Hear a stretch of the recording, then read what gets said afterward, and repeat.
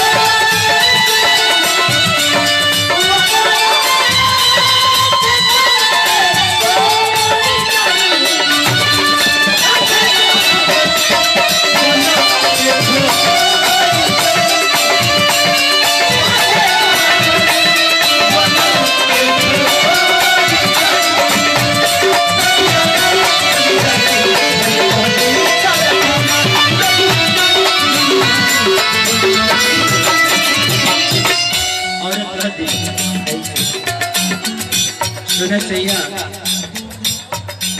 break इधर break break और कह दिया पवन पूजा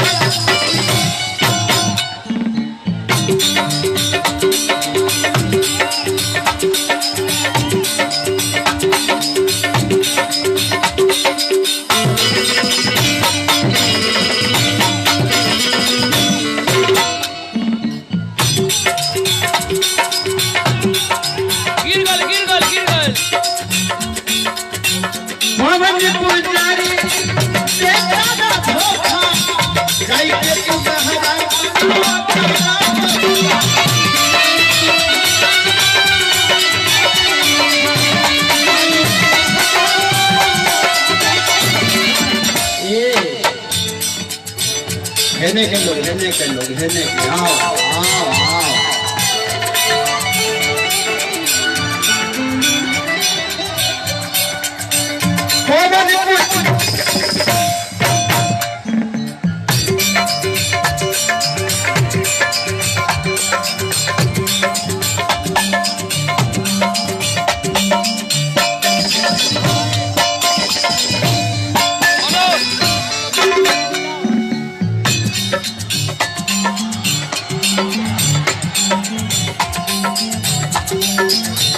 पवन पुजारी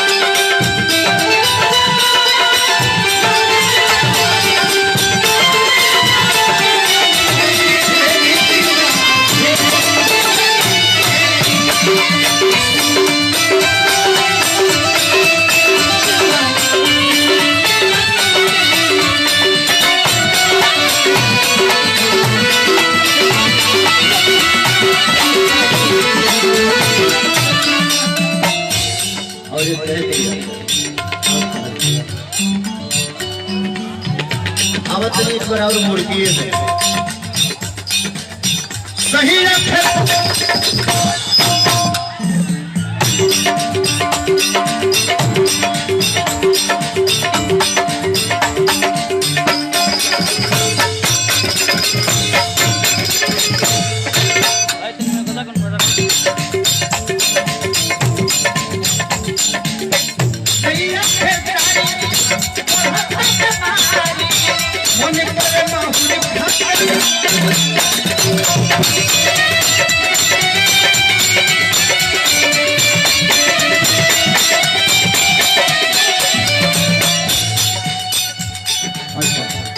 मच्छरदानी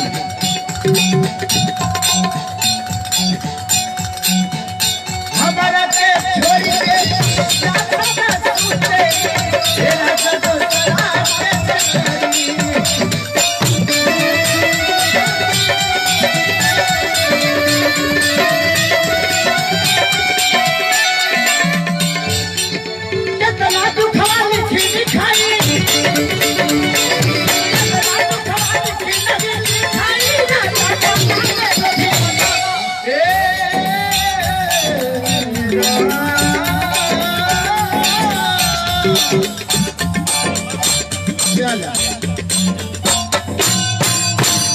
बोलो भियाना जग जाई फोन काजी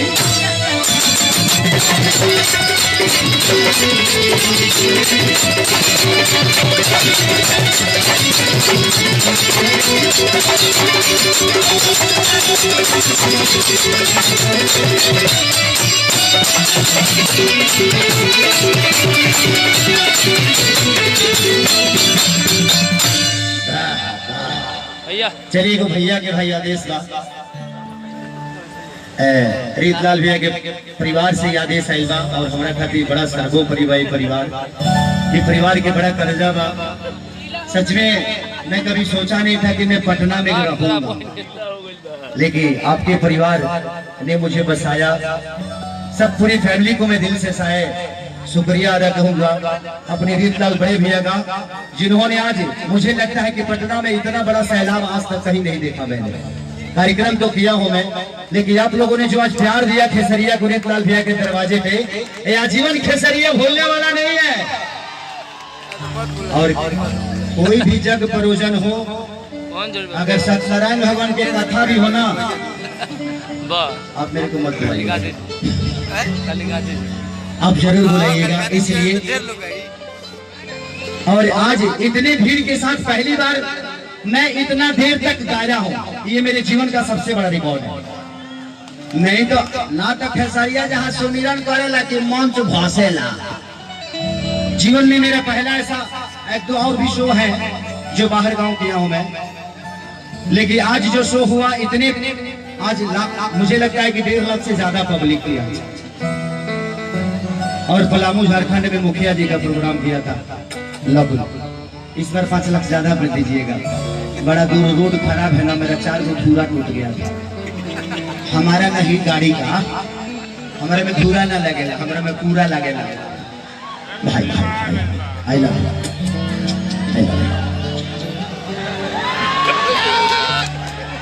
आई भाई के आदेश में मच्छरदानी रजो